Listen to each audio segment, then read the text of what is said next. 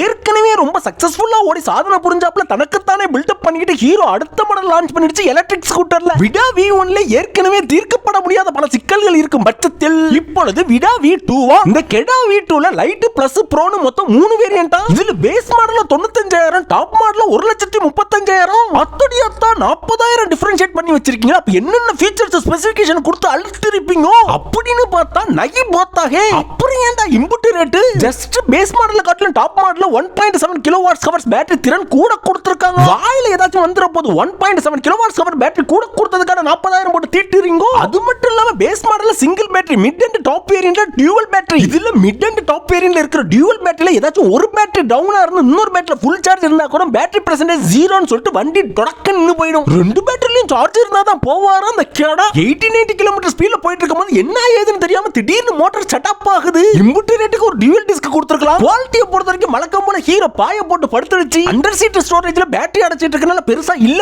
Side mirror கொஞ்சம் ஹைட்டா கொடுத்திருக்கலாம். குனிஞ்சு பார்க்க வேண்டியதா இருக்கு.